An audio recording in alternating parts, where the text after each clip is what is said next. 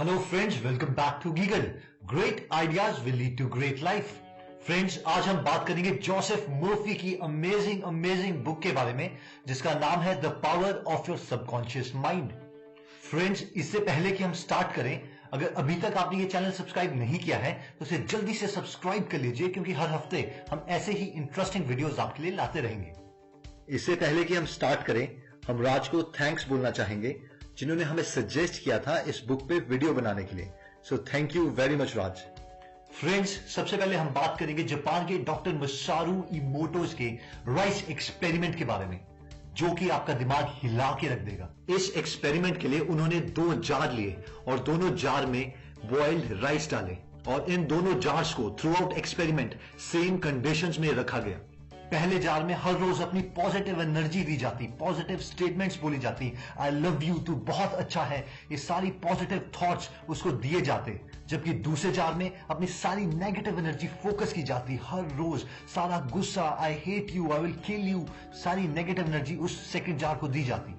और ये पूरा का पूरा प्रोसेस 30 दिन तक चलता रहा। 1 दिन, 2 दिन, 5 दिन, 10 दिन, 30 दिन, और विद इन 15 डेज के आसपास जो नेगेटिव एनर्जी वाला जार था, उसके अंदर के चावल खराब होने लग गए, और फाइनली विद इन 30 डेज वो पूरे के पूरे चावल सड़ चुके थे। और ये एक्सपेरिमेंट दुनिया में हजारों बार हजारों लोग कर चुके हैं।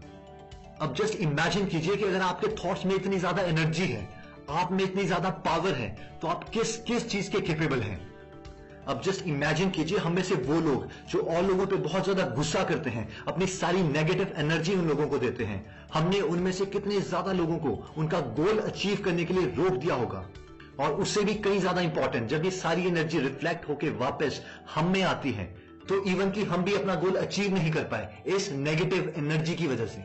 डॉक्टर मसारू इमोटो ने अपना पॉइंट प्रूव करने के लिए एक और एक्सपेरिमेंट किया पानी के ऊपर। इन्होंने काफी सारे वाटर सैंपल्स लिए और हर वाटर सैंपल को डिफरेंट कंडीशंस में रखा गया।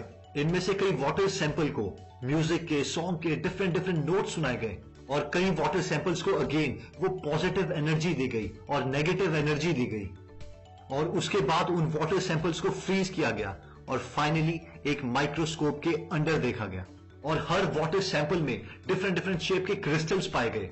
हेट वाली स्पीच में अलग शेप का क्रिस्टल पाया गया, लव वाली स्पीच में अलग शेप का क्रिस्टल पाया गया, इवन डिफरेंट म्यूजिक्स में डिफरेंट शेप के क्रिस्टल दिखे गए। इन एक्सपेरिमेंट से ये प्रूव होता है कि हमारे थॉट्स में जितना हम सोचते हैं उससे कई गुना ज्यादा एनर्जी है।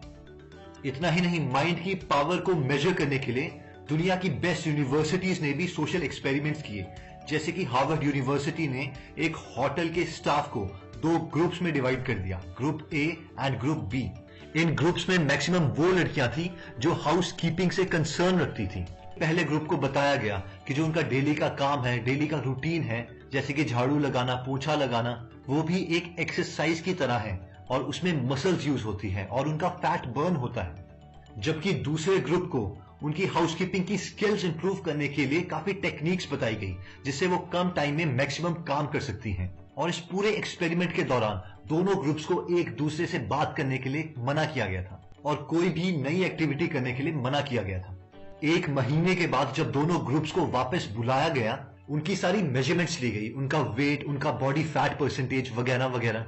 और फाइनली जब दोनों ग्रुप के रिजल्ट मेजर किए गए तो सब हैरान थे, क्योंकि ग्रुप ए का वेट 5 kg से 10 kg तक कम हो चुका था, एक इंसान का, without any extra work, without any extra activity. जो भी दोनों ग्रुप्स में फर्क था वो सिर्फ उनके विश्वास का था, उनकी बिलीफ का, जो कि 1 महीने पहले चेंज किया गया था। क्योंकि ग्रुप ए को बताया गया था कि जो भी उनका डेली रूटीन है, जो भी उनका डेली का काम है, that is equivalent to an exercise.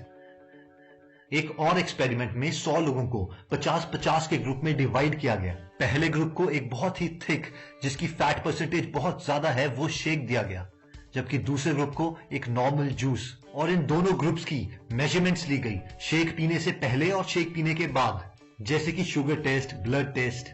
जब इनकी रिपोर्ट्स कंपेयर की गई तो ऑब्वियसली जो ग्रुप ए के लोग थे उनके पैरामीटर्स इंक्रीज हो चुके थे, जैसे कि शुगर लेवल वगैरह, ड्रिंक लेने के बाद। जो ग्रुप बी के बॉडी पैरामीटर्स थे वो ऑलमोस्ट कांस्टेंट थे, और ये होना भी था क्योंकि इन्होंने नॉर्मल जूस जो लिया था। अब कहानी में थोड़ा ट्विस्ट है। क्योंकि एक्चुअल में हुआ यह था कि दोनों ग्रुप्स को एग्जैक्टली सेम ड्रिंक्स दिए गए थे और कुछ ही घंटों में उनके बॉडी के पैरामीटर चेंज हो गए, क्योंकि उनको लगा कि उन्होंने एक हाई फैट ड्रिंक पिया है जिसकी वजह से उनके बॉडी के फिजिकल पैरामीटर चेंज होने चाहिए और उसके बॉडी ने एग्जैक्टली वैसा ही रिस्पॉन्ड किया।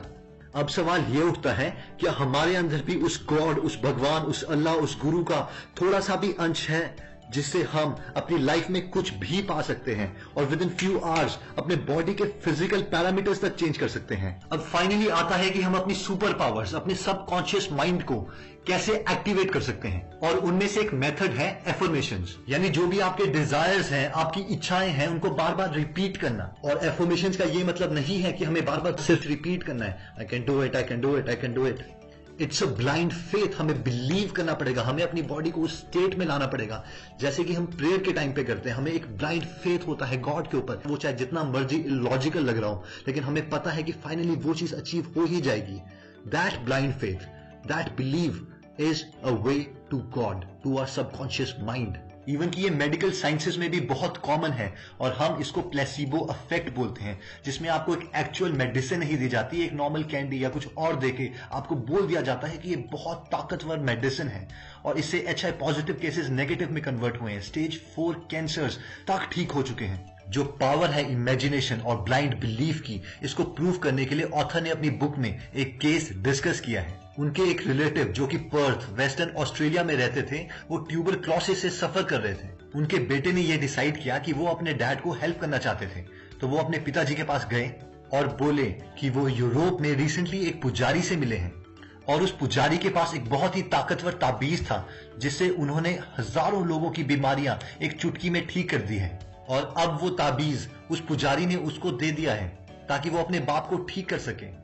ये बोलकर वो ताबीज उसने अपने बाप को दे दिया। उसके बाप ने वो ताबीज अपने पास रख लिया और रात भर प्रेयर करता रहा। जब थोड़े दिनों बाद उसके क्लिनिकल टेस्ट्स करवाए गए तो वो सारे नेगेटिव आए और वो ट्यूबरक्लोसिस ठीक हो चुका था। और एक्चुअल में ये सारी स्टोरी उसने अपने बाप को झूठ बोली थी। वो ताबीज एक नॉर्मल मेटल का टुकड़ा था जो उसने एक ज्वेलरी की शॉप में बनवाया था, क्योंकि वो इस सबकॉन्शियस माइंड की पावर को समझता था और उसे पता था अगर वो किसी भी तरह अपने बाप को ये यकीन दिलवा दे कि उसके पास कोई मैजिकल पावर है तो वो ठीक हो जाएंगे। जबकि वो मैजिकल पावर्स हम लोगों में पहले से ही है, सिर्फ जरूरत है तो उस बिलीव की। फ्रेंड्स, इस बुक में और भी अच्छी स्टोरीज और वो प्रिंसिपल्स दिए गए हैं जिससे हम अपने सबकॉन्शियस माइंड को कंट्रोल कर सकते हैं।